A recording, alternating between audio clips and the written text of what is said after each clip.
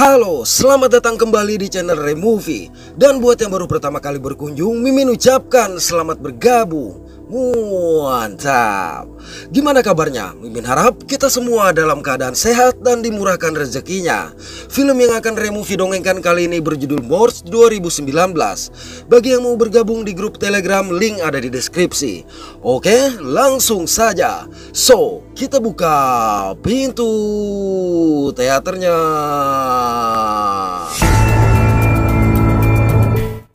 Suatu malam, dua orang petugas rumah sakit mengantarkan tubuh seorang pria yang identitasnya tidak diketahui ke sebuah kamar mayat. Namun tidak lama setelah kedua petugas tadi pergi, tiba-tiba beralih pada seorang pemuda bernama Diego Martinez yang tampak tengah mempertimbangkan alat cukur yang akan dia beli di sebuah supermarket. Selang beberapa saat, Diego dihubungi oleh sang kekasih yang bernama Maria. Maria meminta bantuan Diego untuk mengantarkan rekannya pulang lantaran tertinggal bus terakhir. Sayang, Diego menolak dengan alasan tidak memiliki bahan bakar yang cukup. Setelah sambungan telepon dimatikan, tanpa diduga Diego menyembunyikan salah satu alat cukur di balik bajunya dan segera keluar menuju parkiran. Di parkiran ini, Diego sempat memandangi sebuah mobil, lalu memutuskan berselfie di mobil itu. Tidak berselang lama, seorang pria mendatangi mobil yang terparkir di sampingnya. Ternyata pria ini adalah teman semasa SMA Diego yang bernama Jorgito. Ketika Jorgito menanyakan mobil yang ada di belakangnya, Diego langsung mengakui mobil tersebut adalah milik dia. Mendengar itu, Jorgito menjadi kagum, mengingat Diego dulu adalah seorang pembuat onar di sekolah. Sementara Jorgito yang merupakan siswa terbaik hanya mampu membeli mobil yang kemungkinan lebih murah. Sekepergian sang rekan, Diego berjalan ke sisi mobil tersebut di mana mobil butut miliknya terparkir. Parahnya lagi, mobil ini pun tidak mau menyala sehingga Diego harus mendorongnya terlebih dahulu. Dalam perjalanan pulang, Maria mengirim pesan agar Diego ke rumahnya. Awalnya Diego menolak, tapi setelah Maria mengirimkan pesan yang cukup menantang, akhirnya dengan sangat bersemangat Diego berbalik arah. Dikarenakan terlalu asik membalas pesan, tidak sengaja Diego menjatuhkan ponselnya. Sehingga tanpa terlebih dahulu berhenti, Diego berusaha meraih ponsel tersebut. Naas tiba-tiba, saat keluar memeriksa, Diego begitu terperanjat mendapati seseorang yang tergeletak di depan mobilnya. Alih-alih menghubungi polisi, Diego justru dengan panik meninggalkan tempat itu karena tidak mau bertanggung jawab. Di rumah, akibat kejadian tadi Diego tidak bisa tidur. Dia bahkan mengabaikan pesan dari Maria. Bersamaan dengan itu, tanpa sebab lampu tidur Diego berkedip, diikuti dengan ponsel yang menerima panggilan dari nomor pribadi. Pada panggilan pertama ini, Diego tidak mendengar suara siapa-siapa. Namun sekali lagi ponsel itu berdering. Ketika panggilan diterima, rupanya atasan Diego memintanya menggantikan shift seorang security untuk berjaga di sebuah rumah sakit malam itu juga. Diego lantas meyakinkan diri bahwa insiden sebelumnya tidak pernah terjadi. Jadi Diego adalah petugas security pribadi yang biasa disewa untuk menjaga tempat-tempat berbeda setiap waktu. Sampai di rumah sakit, seorang security bernama Anibal Gonzalez yang shift kerjanya digantikan oleh Diego mengajak Diego berkeliling sembari mengobrol. Dalam obrolan, Anibal mengaku kagum mengetahui Diego memiliki sebuah mobil, sedangkan dia sendiri hanya berjalan kaki karena harus membiayai 3 orang anak yang sangat dia cintai. Terlebih sang istri telah meninggalkannya. Anibal kemudian mengajak Diego ke kamar mayat, di mana tampak tubuh seseorang yang tergeletak. Anibal menjelaskan bahwa tugas Diego adalah mengawasi jendela yang selalu terbuka dengan sendirinya, karena hal itu bisa menyebabkan kucing masuk. Jadi Diego hanya bertugas mengawasi kamar mayat. Anibal memberitahu bahwa pria tersebut adalah korban tabrak lari yang ditemukan tergeletak di pinggir jalan, dan beritanya sedang ramai diperbincangkan. Mendengar itu, sontak Diego pun terdiam akibat teringat insiden yang dia alami. Tapi lamunan Diego dibuyarkan oleh Anibal yang mengajak dia pergi. Lalu di ruang jaga, Anibal menyerahkan sebuah senjata dan meminta Diego selalu mengawasi monitor CCTV. Selesai semua itu, Anibal pun berpamitan dengan mengatakan bahwa anak-anaknya kemungkinan sudah menangis menunggu dia pulang. Beberapa jam berlalu, semua tampak normal sampai Maria menghubungi. Maria mengungkapkan kekecewaannya dikarenakan Diego yang batal datang tanpa kabar, padahal semua pesan telah dia baca. Namun Diego beralasan ban mobilnya kempes dan mendapat tugas dari sang atasan. Di tengah pembicaraan, tiba-tiba akibat hal ini Maria menjadi cemburu lantaran mengira Diego menyimpan wanita lain sehingga langsung mematikan telepon. Diego yang tidak melihat siapa-siapa seketika itu juga merasa heran. Saat memeriksa ruangan itu, Diego menemukan kerangka manusia yang disusun rapi di atas meja. Lantas dari balik sebuah pintu, Diego menemukan sebuah ruangan gelap yang berisi lemari penyimpanan mayat. Kemudian dari laci meja, Diego menemukan sebuah senter. Ketika memperhatikan monitor, Diego melihat pintu kamar mayat yang terbuka dengan sendirinya. Untuk itu Diego bergegas memeriksa. Anehnya begitu sampai di sana, pintu ternyata masih tergembok sehingga kembali membuat dia heran. Merasa penasaran, akhirnya Diego membuka gembok kamar mayat tersebut. Setelah lampu dinyalakan, Diego mendapati jendela terbuka seperti yang dikatakan oleh Anibal sebelumnya. Saat mulai memasang lagi kawat pengait jendela, secara perlahan pintu terbuka, namun Diego tidak melihat siapa-siapa hingga tiba-tiba. Oleh karenanya Diego memasukkan kembali lengan orang tersebut. Tapi lagi-lagi lengan orang itu bergerak sehingga membuat Diego semakin heran. Setelah memastikannya tidak kembali bergerak, Diego segera meninggalkan kamar mayat tersebut. Diego kemudian kembali ke ruang jaga dan menyeduh minuman. Tatkala mengawasi monitor CCTV, Diego tidak menyadari pintu di belakangnya bergerak. Dikarenakan tidak tahu ada hal yang mencurigakan, akhirnya Diego memainkan ponsel. Bersama dengan itu gelas minumannya bergeser. Fenomena ini sebenarnya menambah rasa heran Diego, hanya saja dia belum merasa takut sama sekali. Sayang baru saja gelas itu dia letakkan kembali, tiba-tiba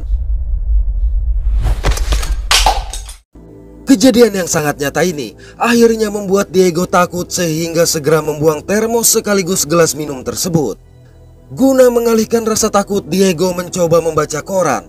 Sayang terdengar suara benda berdecit dari ruangan penyimpanan mayat. Awalnya Diego berusaha mengabaikan suara itu, tapi akibat terdengar berulang-ulang terpaksa Diego harus memeriksa.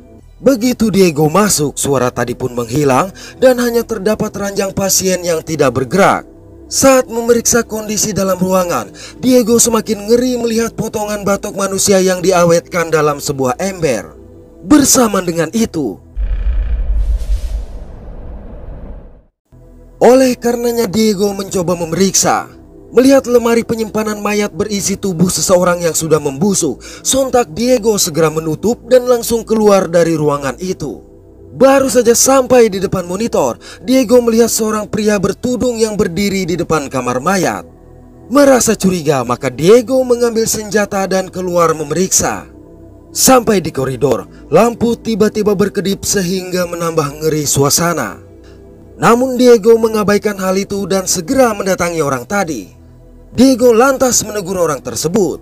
Lantaran tidak direspon, maka Diego memberikan peringatan keras. Ketika pria ini berbalik, Diego berasumsi dia adalah tunawisma pemabuk. Oleh karenanya Diego langsung mengusir sang pemabuk dan mengawasinya sampai tidak terlihat lagi. Pada momen ini hal aneh terjadi, yaitu lampu yang tadinya berkedip kembali menyala normal. Di ruangannya, Diego yang hobi berselfie ini memutuskan untuk berselfie dengan berbagai gaya sembari memegang senjata. Tapi saat melihat hasil fotonya, tanpa diduga, hanya saja di atas lemari tersebut tidak ada siapa-siapa. Belum hilang rasa heran itu, dari monitor CCTV terlihat lagi pria bertudung yang berusaha membuka pintu kamar mayat. Akibat terbawa emosi, Diego tidak mengingat lagi senjata yang tertinggal di meja dan baru sadar ketika sudah di koridor kamar mayat. Sampai di sana dia mendapati gembok yang masih terpasang. Melihat sekelebat bayangan melintas, Diego memutuskan memeriksa, tapi lagi-lagi tidak ada siapa-siapa. Sampai akhirnya sang pria bertudung melintas di belakang Diego. Dari situ kejar-kejaran pun terjadi.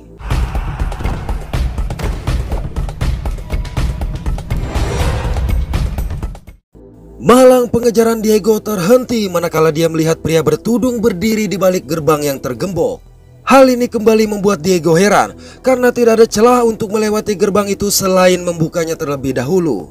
Dalam perjalanan kembali, Diego lagi-lagi dibuat heran dengan lampu kamar mayat yang menyala serta gembok yang sudah terbuka. Begitu masuk, Diego sangat tersentak mendapati tubuh pria yang sebelumnya terbaring sudah tidak ada. Bersama dengan itu, secara mengejutkan, malang Diego tidak berhasil membuka ataupun mendobrak pintu yang tergembok dari luar ini. Diego kemudian berusaha membuka pintu yang dipalang. Sayang usaha ini juga sia-sia. Oleh sebab itu Diego mencoba menghubungi seseorang untuk meminta bantuan, tapi nomor ponsel yang dia hubungi tidak tersambung. Ketika memutuskan untuk membuka kawat pengait jendela, tiba-tiba parahnya lagi, semua saklar lampu di ruangan tersebut juga tidak berfungsi hingga secara mengejutkan. Saat diperiksa, Diego menemukan kawat pengait yang terjatuh di lantai. Sampai lagi-lagi suara air mengejutkan dia. Alhasil dengan rasa takut, Diego mencari asal suara air yang mengalir. Di sana Diego menemukan sebuah keran air yang terbuka. Ketika Diego menutup keran air tersebut, secara perlahan keran yang lain terbuka dengan sendirinya. Baru saja keran itu ditutup, rupanya keran lain pun terbuka sehingga Diego harus segera menutup. Sejurus kemudian, Diego mendapatkan panggilan dari nomor pribadi. Saat panggilan diterima, tiba-tiba Hola. mengira sedang dipermainkan, maka dengan emosi Diego mencoba berteriak memanggil orang yang membanting pintu tadi. Sayang tetap tidak ada yang meresponnya. Di waktu bersamaan, ponsel Diego kembali berdering, namun secara mengejutkan. Alhasil dengan panik Diego menyenter, tapi tidak tampak siapapun di ruangan ini, sedangkan panggilan tadi masih tersambung. Untuk itu dengan semakin emosi Diego membentak orang yang menelponnya dan langsung menutup panggilan tersebut. Diego lantas mencoba menghubungi sang atasan. Sialnya tanpa sebab yang jelas pulsa Diego habis pula. Sesaat berselang, terlihat bayangan yang bergerak di balik jendela dan menyebabkan jendela-jendela kamar mayat terbuka. Saat Diego mendekati bayangan yang berbentuk tudung itu, tiba-tiba begitu bak sampah ini dia tumpahkan, ternyata terdapat bagian dalam manusia yang membuat Diego mual. Tidak berselang lama, sebuah jendela terbuka dan tertutup sendiri. Kendati merasa sudah sangat ketakutan, Diego tetap mendekati jendela tersebut. Tatkala Diego mengintip, tanpa diduga, setelah menenangkan diri, Diego mencoba meminta bantuan kepada pria bertudung yang bersantai di luar. Namun pria bertudung ini menolak dengan alasan orang-orang di dalam kamar mayat tidak akan melepaskannya. Hanya saja Diego tidak melihat orang-orang yang dimaksud. Ketika kembali menoleh, rupanya pria tadi sudah menghilang. Bersama dengan itu Diego mendengar dengan jelas suara orang yang membicarakannya di dalam kamar mayat. Awalnya Diego tidak melihat siapapun, sampai akhirnya tampak seseorang yang berdiri di ruangan itu. Tapi saat senter diarahkan, orang tersebut menghilang sampai tiba-tiba. Dalam kondisi takut, dengan cepat Diego mengambil senter, di mana dia mendapati lampu yang bergerak. Diego juga melihat genangan darah dan jejak kaki di lantai. Pada dinding ruangan pun tampak bekas telapak tangan yang berhenti di ujung ruangan. Lalu secara mengejutkan, kalau diperhatikan, pria ini adalah pria yang bangkit di awal film. Teror yang dialaminya memaksa Diego bersembunyi. Dari tempat dia bersembunyi, Diego melihat senter yang bergerak sendiri. Baru saja Diego berusaha meyakinkan diri bahwa semua ini hanya halusinasi. Dengan perlahan pria tadi turun ke lantai dan berjalan mengitarinya hingga tiba-tiba. Selang beberapa saat, pemandangan yang lebih mengerikan nampak di hadapan Diego. Dan ketika mayat-mayat yang bangkit ini mendekat, Diego pun hanya bisa pasrah. Beruntung hal ini hanya halusinasi Diego karena tidak ada apa-apa di hadapannya. Diego kemudian bergegas mengambil senternya. Malang senter ini tidak dapat lagi menyala. Saat sibuk berusaha memperbaiki senter tersebut, tiba-tiba lantas di sudut ruangan, Diego melihat seorang wanita berambut panjang yang duduk sembari menangis dengan suara yang cukup membuat merinding. Tidak memiliki pilihan lain, Diego mencoba berpikir positif dengan mendatangi sang wanita. Tapi suara dan gerakan wanita ini justru semakin aneh hingga secara mengejutkan. Pria tinggi besar ini tampak mendekati wanita tadi seolah ingin berbuat tidak senonoh. Di waktu bersamaan Diego siuman dan melihat sosok mengerikan di sampingnya. Setelah memberikan sebilah pisau kepada Diego, sosok mengerikan itu pun menghilang.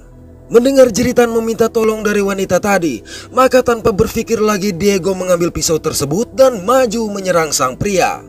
Nah, serangan ini seolah tidak berpengaruh apa-apa dan justru membuat dia semakin marah kepada Diego.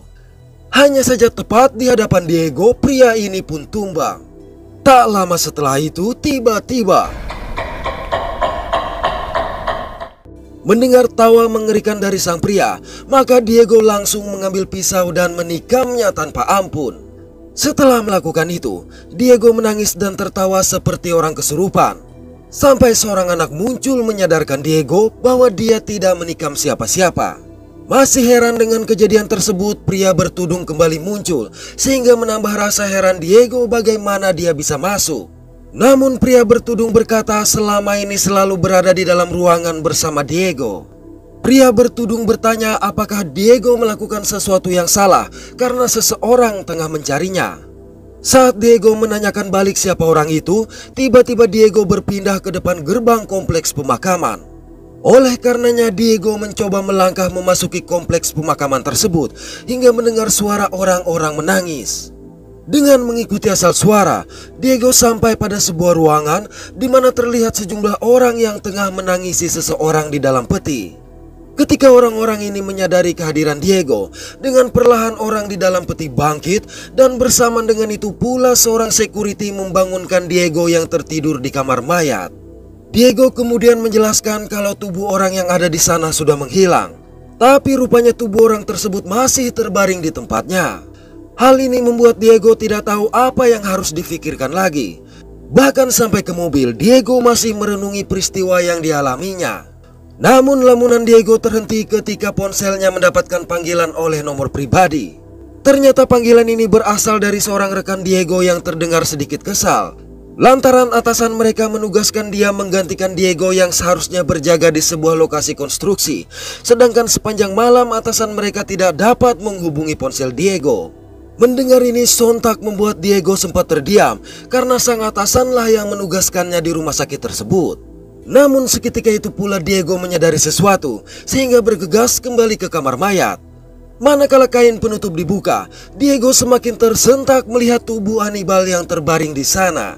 Hal ini menyadarkan Diego tentang obrolan Hannibal mengenai mobil putihnya, padahal Hannibal sama sekali belum pernah melihat mobil tersebut.